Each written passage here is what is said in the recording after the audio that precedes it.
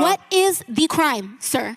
You Specifically. You asked me to answer. RICO is not a crime. It is a category. What is the It's a category of crime. Hello, everybody. Thank you for clicking in. All right. Yeah, times are a little rough here, guys. This is where the demoralization is strong. Everybody's probably watching this and going, ugh. I'm going to report this article because it's a have-to thing. We need to know what's going on out there. Not the end of the world, because it's just not going to be the end of the world. We've got to understand that. We're going to be here, until it's our time not. So let's get over that.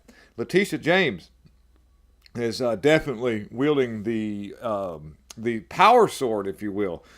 Instead of saying, "Oh, this is totally nothing political. We're not after anybody under a political guises just because we're just we're after Trump because he did something wrong, even though he did nothing wrong." The banks say that they made money. He made the payments. The money he was asking for was a legitimate claim. We had appraisals go out there and look at the businesses and the different things that he was using as collateral. Everything looked up and up. Every other business is practicing under the same kind of thing, but for some odd reason, Letitia James has went after Trump and Trump only. I mean, she only actually campaigned on the whole thing, during her run to be attorney general. She was like, "I'm going to be a pain in his ass," and all this stuff, saying everything that, of course, you ask her now, that was not the case. Totally not. But so the article, and I'm going to read it, and I just want you to guys know it's going to be okay. I think we're going to be okay. I'm not too. I don't know what'll happen at the end of it. I really don't, because like I say, everybody was like, "Oh yeah, Fonnie Willis is going to be completely taken off of that case." That's still in the works, but you saw what happened there. So thank goodness I didn't make some kind of outlandish claim. At this point in time, nothing would surprise me. But the article that we're going to talk about here is the Letitia James is taking her first step in seizing Trump assets. Files judgment in the Westchester Court where Trump's golf course is located. Westchester, by the way. Okay, so it's not Worcestershire sauce, it's Westchester. But there she is with the flaring nostrils of the evil, satanic, awful person that she really is deep down inside. Obviously, not understanding the implications and what she's doing and the domino effect of ruining the country, which then also kind of has a negative effect on the world. Her actions affect everybody, not just people in New York. And people like Kevin O'Leary and a lot of other really high-profile business people are saying, "Hey, I think what you're doing is going to actually be a really bad thing in the long run." But, all the money that they're handing out to the illegals, they have to get it from somewhere because they don't have it. And so they're going to take it from Trump. But the Marxist Letitia James has taken her first step in seizing Trump assets on Thursday after his attorney said he was unable to secure a bond, which was completely, in my opinion, being the fact that there's an appeal and a process, and he was never given a jury trial that they checked the box for. That's weird. They checked a box for a jury trial, did not get one. Judge didn't say anything about that, and wouldn't let the case stop. He was like, "No, we're going to run through this." The judgment in New York City was over this supposed fraud case. Letitia James filed judgments in Westchester County, where Trump's private estate and golf course is located. By the way, her plan is to devalue all of his assets. In other words, she's going to do exactly what she did, what she said Trump was doing. So that she can actually go after his personal assets, which is his bank account and monies. In other words, she's going to say that all of his buildings aren't worth what she's trying to get out of him for damages. So that means that she's going to have to dip into his money.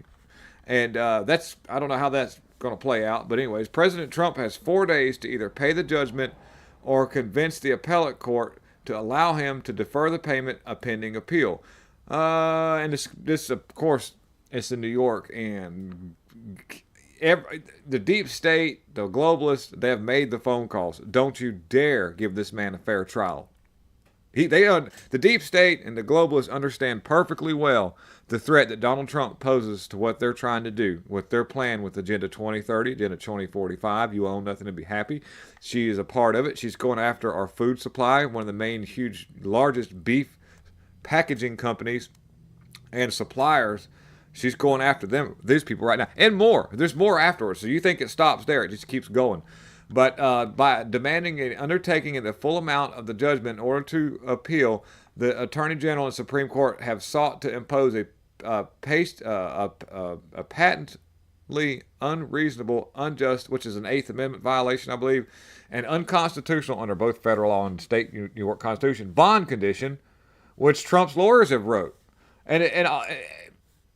Why is this not being why is this not being talked about? Why are the mainstream media not saying, hey, even though it's Trump, guys, this is a little other than certain select few people who are now being attacked by mainstream media like Kevin O'Leary and other people. The one guy from the Shark Tank has completely went the other way and to shield himself because they work together. I forget that guy's name, but anyhow, he's a turd. But the state lawyers entered the judgments with the clerk's office in Westchester County on March 6th, just 1 week after Judge Arthur Ingram made his official $464 million decision against Trump. His sons and Junior, I went after everybody. So entering a judgment, which, he's after us too.